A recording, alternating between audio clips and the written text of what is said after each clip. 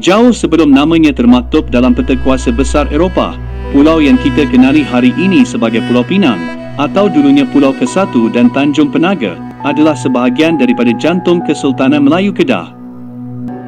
Pulau ini adalah tali pusat Kedah, sebuah titik strategik di utara Selat Melaka.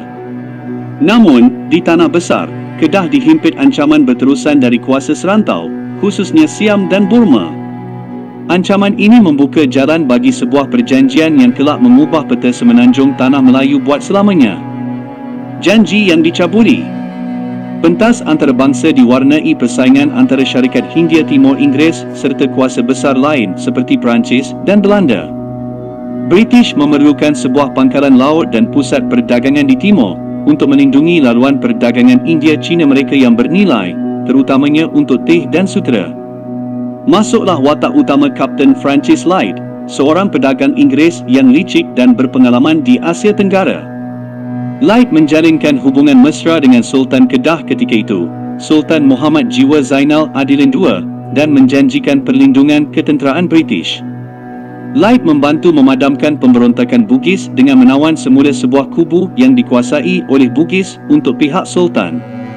Sebagai balasan, Sultan menawarkan Pulau Pinang kepada Light. Pada tahun 1786, di era baru Sultan Abdullah Mukarram Shah dari Kedah, baginda terdesak mencari perlindungan ketenteraan dari ancaman Siam, membuat tawaran kepada Light. Sultan bersetuju menyerahkan sepenuhnya Pulau Pinang kepada Light dengan syarat Inggeris memberikan bantuan ketenteraan sebagai balasan. Pada 11 Ogos 1786, Francis Light mendarat dan menamakan pulau itu Prince of Wales Island, sempena Putera Wales. Ibu negerinya dinamakan Georgetown, bersempena nama Raja George III. Light bertindak pantas, membersihkan hutan dengan janji pemberian tanah percuma, satu langkah yang menarik ribuan pendatang baru. Tetapi, janji perlindungan tentera oleh Inggeris kepada Sultan Kedah tidak pernah ditunaikan. Apabila ancaman Siam menjadi realiti, Inggeris enggan campur tangan.